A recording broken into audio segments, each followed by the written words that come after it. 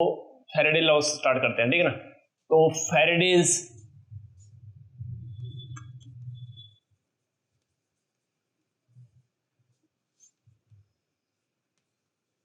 Laws of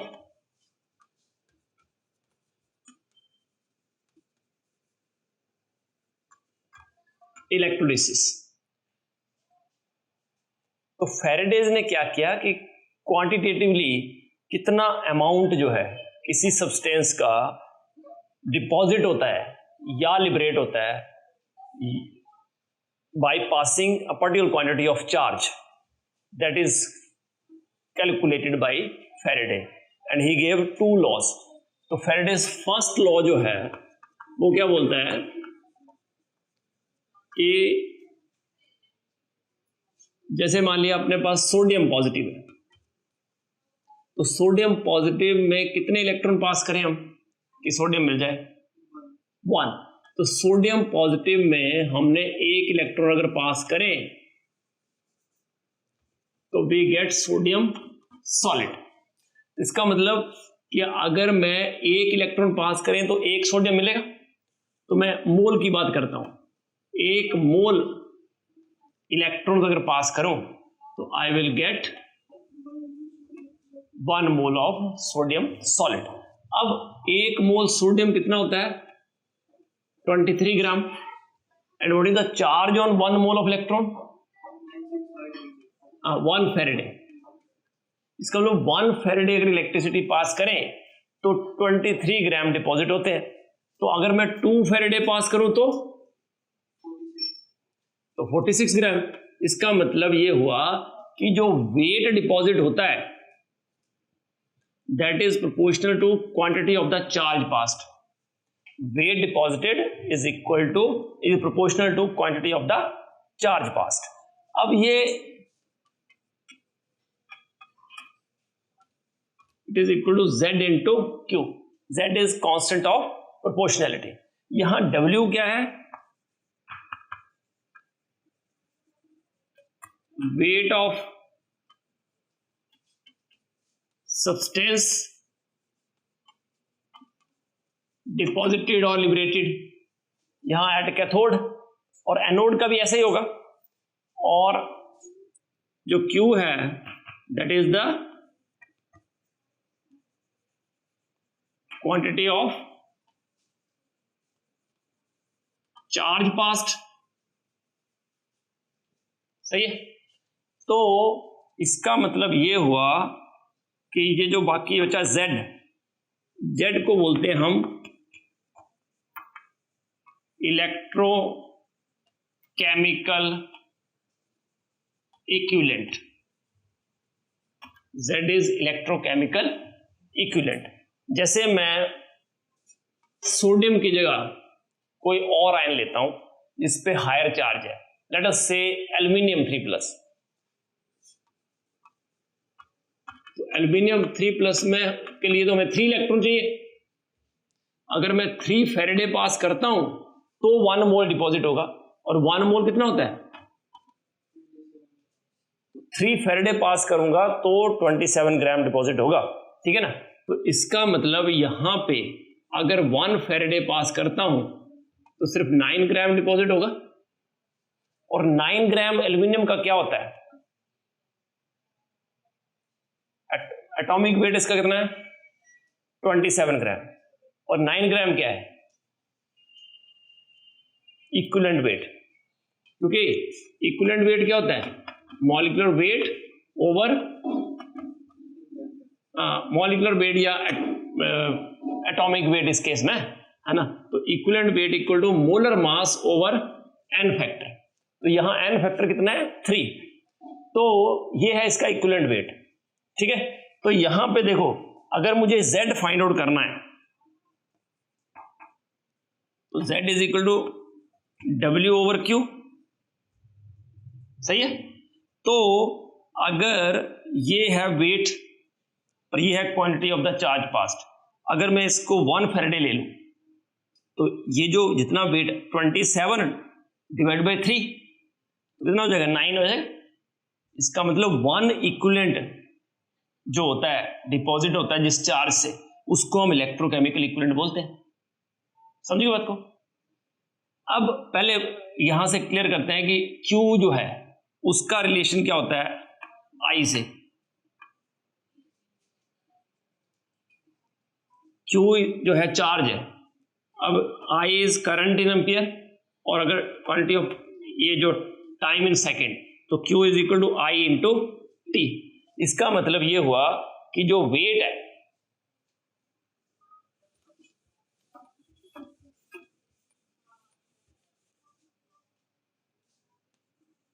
deposit equal Z into I into T, और ये जो Z होता है that is equivalent weight divided by 1 Faraday, that is 96500 into I into T. तो ये आ जाएगा फैराडेज फर्स्ट लॉ का फॉर्मूला, एंड फॉर्मूला। तो ये नोट करना है आपको, ठीक है ना। E क्या है, इक्विवेलेंट वेट, I जो है करंट इन एम्पियर, और T is time in seconds, और W जो है वेट इन ग्राम, ठीक है। तो ये हो गया फर्स्ट लॉ का फॉर्मूला, ठीक है ना। तो इलेक्ट्रोकेमिकल इक्विवेलेंट को डिफाइन करो जरा, बोलो what is electrochemical equivalent. Electrochemical equivalent is the mass of substance deposited by 1 coulomb of charge, है ना, क्योंकि इक्विवेलेंट वेट को किससे डिवाइड किया, 96500 से, है ना।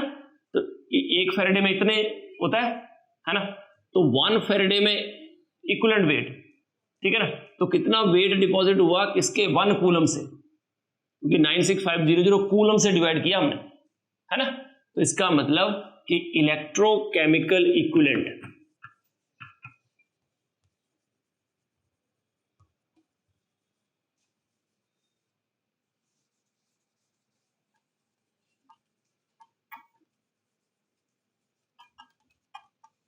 is defined as, देखो बुक में दी है definition,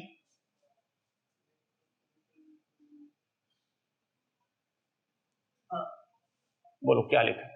electrochemical equivalent of a substance may be defined as mass of substance deposited when current of 1 ampere is passed for 1 second, i.e. quantity of electricity is equal to 1 coulomb is passed। समझे बात को। देखो मैं ये example लेते हैं, aluminium 3+, ठीक है। तो अगर मैं 3 फैराडे पास करता हूं तो 27 ग्राम डिपॉजिट होता है, अगर 1 फैराडे पास करता हूं तो 9 ग्राम डिपॉजिट होता है। अब इक्विवेलेंट वेट इसका 9 ग्राम है, ठीक है ना, और यहां 9 रख दें, और ये 1 फैराडे, ये कितना होता है, तो 9 ग्राम। इसका मतलब 1 कूलम जो है अगर पास करें, 3 फैराडे पास करें तो 27 ग्राम डिपॉजिट होता है, अगर 1 फैराडे पास करें तो 9 ग्राम डिपॉजिट होता है, जो कि इसका इक्विवेलेंट वेट है, ठीक है। और 1 फैराडे मींस 96,500 कूलम, तो उससे 9 ग्राम डिपॉजिट होता है। तो 1 कूलम से कितना डिपॉजिट होगा, 9 ग्राम, इतने हो गया। तो इस हाँ पर, ठीक है ना, पर कूलम, है ना। तो ये जो है that is called electrochemical equivalent. So इसका मतलब electrochemical equivalent is defined as amount of substance deposited कब, when 1 coulomb, 1 coulomb charge is passed through solution।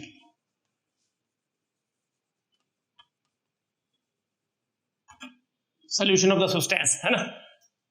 और क्योंकि 1 कूलम है, और आपने अभी पढ़ा था Q equal to I into T,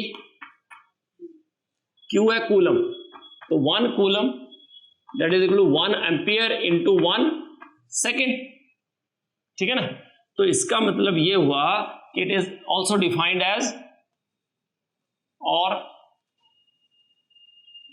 amount of substance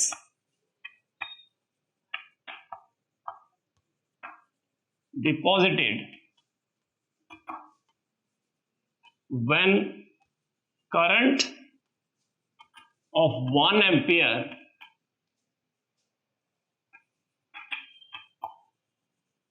is passed through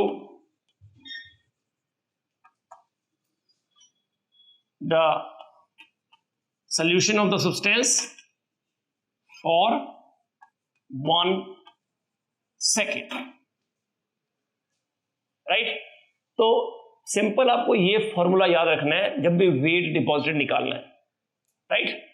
okay, तो ये हो गया फर्स्ट लॉ कि सॉल्यूशन है, सॉल्यूशन में से आपने इलेक्ट्रिसिटी पास करी और कितना वेट डिपॉजिट होगा that depends upon the nature of the substance, its equivalent weight, equivalent weight पे डिपेंड करेगा, और दूसरा डिपेंड करेगा कि कितना एम्पियर करंट पास हुआ कितने टाइम के लिए, मतलब कितनी क्वांटिटी ऑफ द चार्ज पास हुआ, ठीक है। या तो आप इसको ऐसे लिखो या सिंपली क्या लिख सकते हो, W equal to E by 96500 into Q, Q is in coulombs. Sir इससे आप total weight loss by anode and total weight gain by cathode भी निकाल, बिल्कुल बिल्कुल, मैं बोल रहा हूँ अदरवाइज अराउंड, मतलब ये मैंने सिर्फ कैथोड का लिया, आप एनोड का भी ले सकते हो। जैसे मैंने लिखा, ये समझ गए ना, जैसे मैंने लिखा Cl नेगेटिव, तो ऑब्वियसली Cl नेगेटिव क्या बनाएगा, तो ये तो एनोड पे होगा ना रिएक्शन, तो इसका भी आप देख सकते हो कितना क्लोरीन बना, ठीक है ना, या कितना क्लोराइड जो है वो ऑक्सीडाइज हुआ, ठीक है। ओके, तो ये हो गया फैराडेज फर्स्ट लॉ। अब सेकंड लॉ जो है वो क्या बोलता है कि हमने सेल्स लिए, they are connected in series, if cells are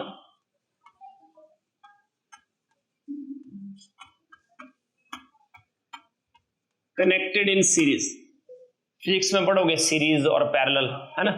तो सीरीज में जब हम उनको कनेक्ट करते हैं, जैसे एक सेल फिर दूसरा सेल तीसरा सेल चौथा सेल, ऐसे सीरीज में कनेक्ट करते हैं जब हम, तो सीरीज में कनेक्ट करने से क्या होता है कि उसमें सेम चार्ज पास होता है, सेम करंट पास होता है सेम टाइम के लिए, अगर सीरीज में कनेक्टेड है तो if cells are connected in series तो क्या होगा, लेट अस से कि फर्स्ट सेल जो है उसमें जो वेट डिपॉजिट हुआ that is equal to obviously जो एलिमेंट सब्सटेंस है उसका इक्विवेलेंट वेट आएगा डिवाइड बाय 96500, और लेट अस से कि I एम्पियर करंट पास होता है और T टाइम के लिए, ठीक है। तो ये हो गया फर्स्ट सेल का। अब सेकंड सेल जो कनेक्टेड है सीरीज में, ऑब्वियसली फर्स्ट सेल का अगर वेट W1 लिया तो सेकंड सेल का W2, तो E2 divide by 96500 into I into T, ये I है ये T है, IT ये सेम रखे क्योंकि they are connected in series, तो करंट हाँ वो सेम होगा। तो इसका मतलब W1 by W2 is equal to E1 by E2, और ये पूरा क्या है Z1, इसको मैं Z1 IT भी लिख सकता हूं, और इसको Z2 इंटू IT, इसका मतलब it is equal to Z1 by Z2, सही है।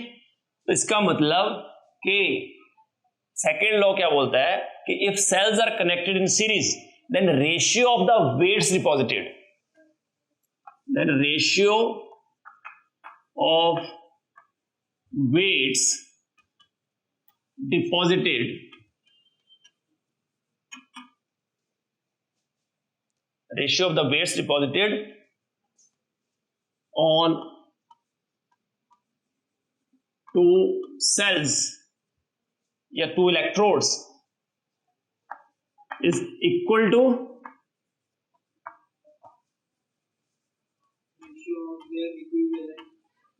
weights, ratio of their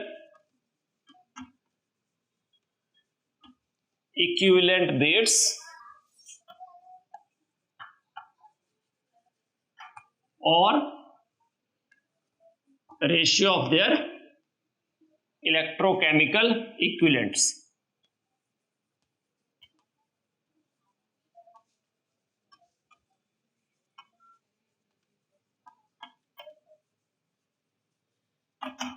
Ratio of their equivalent weights और ratio of their equivalent electrochemical equivalents.